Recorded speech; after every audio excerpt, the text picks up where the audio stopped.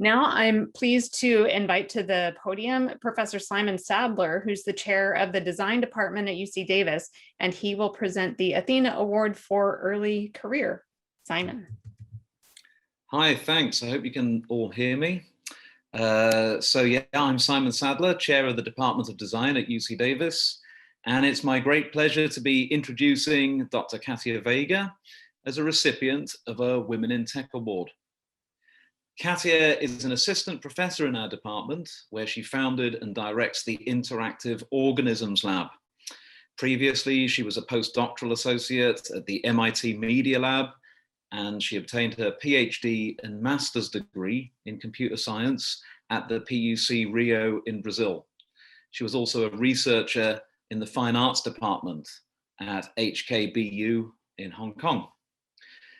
So Katia's highly innovative research has been formative to the field of beauty technology, which refers to technologies embodied in cosmetics or prosthetics that can be applied to the user's body to enhance their quality of life. For example, she has designed fake nails with RFIDs that allow the user to travel quickly through the metro without a card, hairpieces that turn on an iPhone recorder, and tattoos that alert you to your changing glucose levels.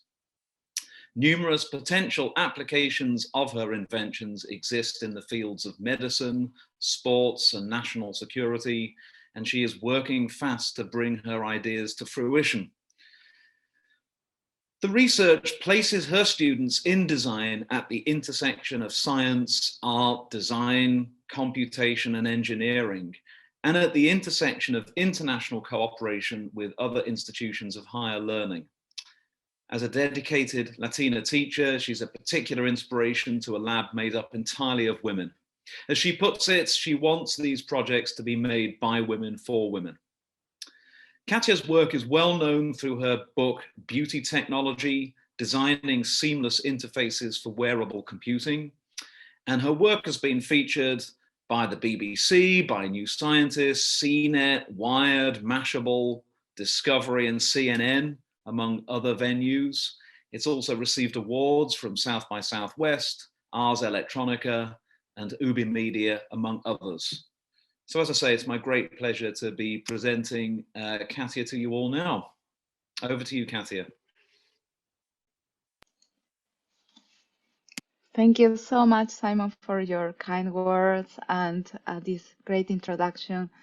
And thank you so much to CITRIS and the Banatao Institute and Berkeley Engineering for this award.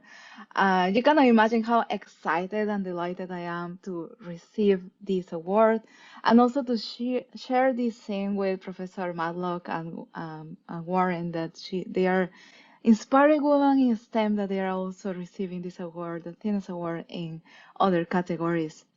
For me, this, as I mentioned, this is so excited because I think that when I was a kid in Peru, I never imagined that I could be receiving an award from you guys. So it's very exciting to see how maybe dreams could be happening and how we could kind of move forward into now what I know it's research. Something that I want to share with you, some kind of experience of myself, of growing into this area as a researcher in HCI. And I'm so happy also that the CITRIS Institute is working so hard for creating even this event, to sharing the many possibilities of women in technology, but also for HCI, that is also my area of research. Just to mention, when I was finishing my undergrad, I think that I don't even knew that research could be a career path. And when I was finishing, I thought that I will become going to the industry and work for someone and also create software as a computer scientist. However, I met someone in Peru that he was doing a master and a PhD somewhere else, because in Peru, unfortunately, at that time, there were not many research labs, so I don't even have an idea of what it means to do research. And he told me that there is this possibility to do research. You are even being paid for creating And I thought that that was amazing. I didn't want to use something that someone else create, because I would like to be that creator. And that's how I moved to Brazil. I did my master and did my PhD there in computer science. And I also moved to Hong Kong for a year during my PhD, where I was in the arts department. And that gives me like another perspective of what it means to create. Because when we are in this area in computer science, even in HCI, we are always trying to solve a problem. And when I moved to the area of arts, I understood that it's not just to solve a problem. Art gives us this possibility to share a passion. And as a researcher, we have a passion. We have a passion of creating technology, of creating different interfaces. So now I use art as a way to also to express my work and make it available for different communities. And it also gives me this possibility to not just share my work into a very small community that is the HCI community, but also in art venues that it could reach different grounds.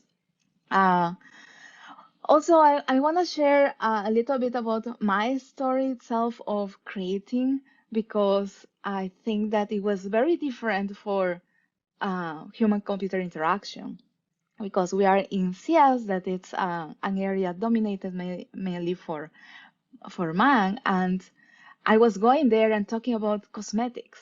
And I was saying that, oh, we can have technology in cosmetics. I could have these eyelashes that you blink and turn the lights, or you have your fingernails with electronics, so you could open the door or pay the metro with your fingernail, or hair extensions that you could send a message to the police when you are in danger, or tattoos that change colors.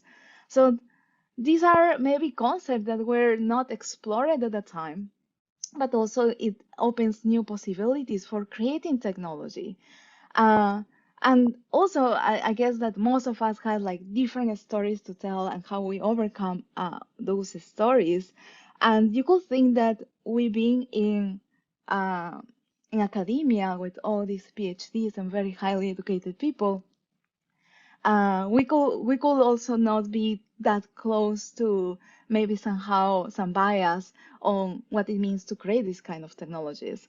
And I was thinking about that, and for example, one example that comes to my mind is when I was creating these technologies that are hair extensions, that you touch the hair and send a message to the police. And one of the questions that I had in this big auditorium was, what about man? And for me, it was like, oh, well, there are already a lot of technology for man, so I'm the one that creates all these things for women. And of course, then I give other example about the birds and other kind of technologies they could also imagine with the mix of other fields too. However, it just made me think and reflect on the society we live in, this environment that we are right now, and how we could also have make something different. And right now, I have this great opportunity to have this lab at the Department of Design. That my lab have mainly two goals when we design this kind of technology. The first one is how we create woman-centered design. So how we could create technology that will be designed only for women. And if we think about technologies right now, are designed only in a highly asymmetrical dysfunction, where the average man represents the average human. And when we think about the literature, there is a huge gap on human culture, social, and physical perspective in the design of these devices that could merge biotechnology and electronics. So in this way, my lab has this focus in go beyond that and create technology having a woman as a center of design. And the second point is how we could have women driving technology. As we already know, there's this necessity to reimagine women's technology by diverse cultures and communities in order to shape the economic, social, and cultural and political dynamics that exist right now. My lab, I'm so proud to say that it prioritizes, protects, and promotes women driving innovation.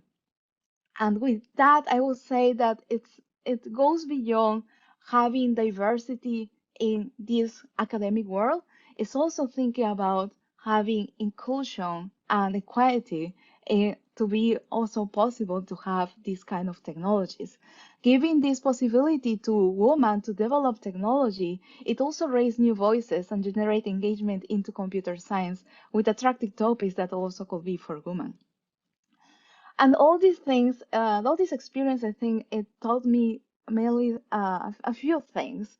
First, that it will be how we could continue with our passion. So we are in research, this great privilege that wake up every day and think of what I could create today. And in my case, I had this freedom to create technologies in different kind of areas, like for example, makeup or tattoos, but however, also integrating other fields that go beyond computer science, like design, electronics, chemistry, and biotechnology. Also, I think that HCI has this need to be more open to diversity, but mainly, as I mentioned, also to inclusion and equality. It's not just having just more women in STEM, but also providing the tools and the environment that everyone has access to this area in the same way. And finally, this award represents to me a great responsibility to continue working in women and working for women and with women in the creation of this technology. And so I'm so honored to receive this award and to this initiative from CITRIS to make it happen. So thank you so much. Thank you, Katia, and thank you, Simon. Congratulations on the award, very well deserved, and we'll look forward to seeing what more comes from your lab and from your creativity. It's really exciting.